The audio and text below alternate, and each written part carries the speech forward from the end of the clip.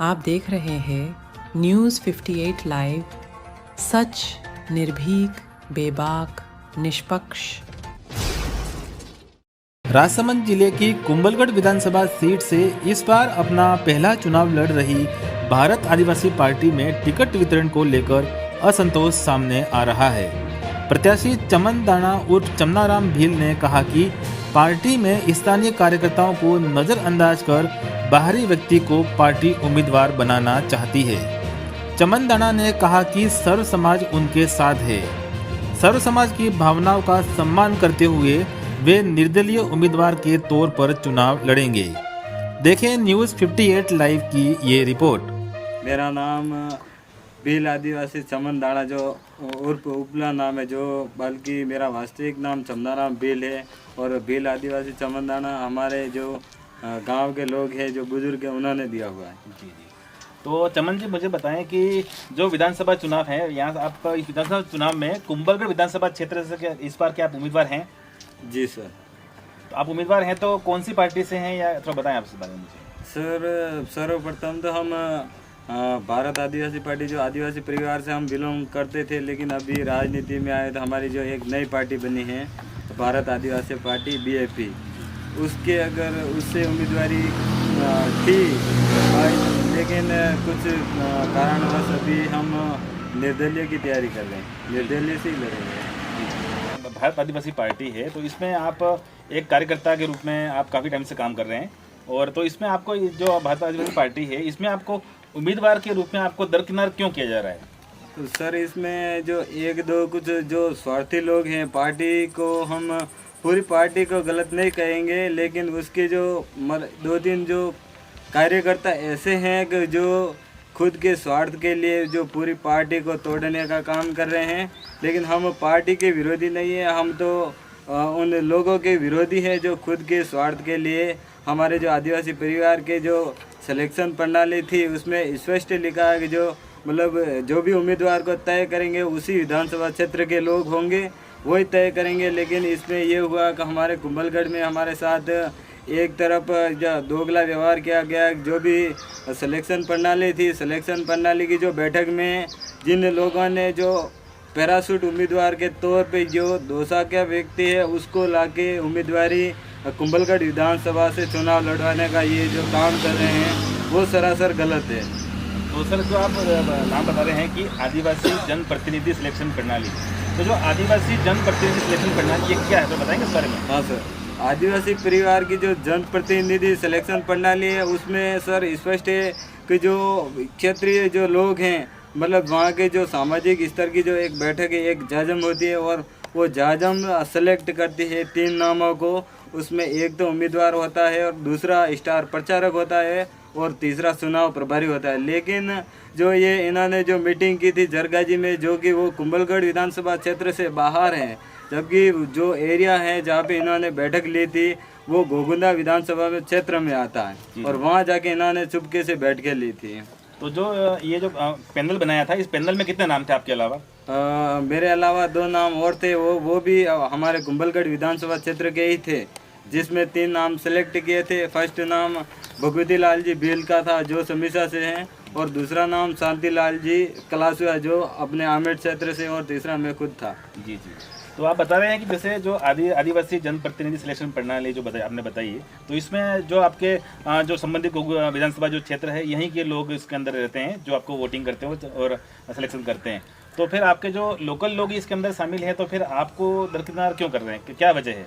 Sir, इसमें जो पहली बात ये जो इन्होंने जो मीटिंग की थी, वहाँ पे लोकल कोई था ही नहीं, जबकि जो लोग थे जो आदिवासी परिवार को मानते ही नहीं है, आदिवासी परिवार की कभी एक चिंतन शिविर में भी नहीं आए, या फिर कभी एक बैठक में भी नहीं आए, ऐसे लोग हैं जो जिनका कोई ठिकाना नहीं है। जो भी थोड़े बहुत पैसे दे तो इनका जमीर भी इतना ही 100-200 रुपये में भी इधर से उधर बिक जाते हैं। इनका कोई ठिकाना ही नहीं था, और वही लोग थे सिलेक्शन प्रणाली में जिनका खुद का ही कोई ठिकाना नहीं है, वो कब जाके बिके। जी जी जी। इसीलिए जो बिकाऊ लोग थे वही वहाँ पे गए थे, और जो सामाजिक कार्यकर्ता थे वो तो उनको दरकिनार किया गया था। और जो भी बैठक रखी थी वो आदिवासी परिवार के कार्यकर्ताओं को पूछ के नहीं रखी थी, और यहाँ के जो जितने भी कार्यकर्ता है वरिष्ठ, उनमें एक भी कोई शामिल नहीं था। हो सकता है एक दो कोई लालची होंगे, वो बिक गए होंगे, वो गए, बाकी कोई नहीं गया वहाँ पे। तो सर मुझे बताएं कि जैसे आपको यदि भारत आदिवासी पार्टी से अंतिम रूप में आपको यदि सेलेक्ट नहीं करते हैं लोग और किसी दूसरे उम्मीदवार को टिकट देते हैं, तो उस समय आपका फाइनल निर्णय क्या होगा सर? सर मेरा खुद का फाइनल निर्णय ये नहीं होगा, क्योंकि मेरी समाज ने जो तय किया है, मेरी समाज ही चाहती हैं, यहाँ की जो 36 कौम है वो चाहती हैं कि मैं चुनाव लड़ूं। मैं मेरी इच्छा से चुनाव नहीं लड़ सकता, बल्कि मेरी समाज, ये मेरी जाजम है, वो कह रही हैं। हमारे यहाँ की जो 36 कौम है उनके दुख दर्द और पीड़ित है, शोषित वर्ग हैं, उनकी कोई सुनने वाला नहीं है। इसीलिए इन सब ने सेलेक्ट किया है कि मैं उम्मीदवारी करूं। तो जो अभी वर्तमान जो सरकार है अशोक गहलोत साहब की, तो अशोक गहलोत साहब के जो अभी जो कार्यकाल है उससे आप कितना उसको प्रभावित हैं या उससे खुश हैं या नाखुश हैं? सर मैं तो अशोक गहलोत साहब की, जो मुख्यमंत्री साहब की जो सरकार है, इनसे मैं तो नाखुश हूँ। और यहाँ हमारे जो प्रधानमंत्री हैं उनकी जो सरकार है केंद्र में, उससे भी नाखुश हूँ। क्योंकि जो हमारे कुंभलगढ़ जो विधानसभा क्षेत्र है, मतलब कुंभलगढ़ की बात करें तो कुंभलगढ़ आदिवासी बहुल्य क्षेत्र था, उसको पहले से ही टीएसपी से वंचित रखा है। और क्योंकि अगर टीएसपी होता तो टीएसपी का फायदा पूरे कुंभलगढ़ के हर समुदाय के लोगों को मिलता। SC ST OBC माइनॉरिटी या जनरल समाज, हर सब समाज को इसका फ़ायदा मिलता। बल्कि इन गहलोत साहब की सरकार या फिर कांग्रेस बीजेपी या इन्हीं दोनों पार्टियों की सरकारों ने हमारे यहाँ के लोगों के साथ में कुठाराघात किया है, क्योंकि इन्होंने टीएसपी होने ही नहीं दिया। अगर टीएसपी होता तो हर वर्ग का जो व्यक्ति है, हर वर्ग का जो शिक्षित युवा हैं, उनको कहीं न कहीं सरकारी नौकरी मिलती। चमन जी, यदि आप विधानसभा क्षेत्र कुंभलगढ़ से चुनाव लड़ते हैं तो जनता के बीच में ऐसे कौन से मुद्दे हैं जिनको आप लेके जनता के बीच में आपके लोगों के बीच में आप जाएंगे? सर सर्वप्रथम तो ये हमारे जो कुंभलगढ़ क्षेत्र है, पहला मुद्दा तो हमारा यही है कि सबसे पहले तो कुंभलगढ़ को हम टीएसपी करवाएंगे।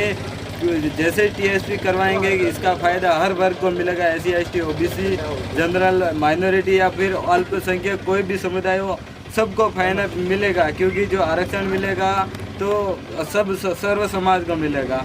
तो हम तो सर्व समाज को लेके ही चलते हैं। साथ ही दूसरा मुद्दा हमारे ये है कि जो ये टाइगर रिजर्व एरिया के नाम पे जो हमारे लोगों को, मतलब 18 गांव थे, 18 गांवों के लोगों को हमारे जल जंगल जमीन से जो बेदखल करने का जो इन सरकार ने जो षड्यंत्र किया है, उनको लागू नहीं होने देंगे और उन गाँवों को बेघर होने से बचाएंगे। साथ ही हमारे क्षेत्र में आए दिन हमारे लोगों को फॉरेस्ट रेंज वाले, वन विभाग वाला द्वारा परेशान किया जाता है।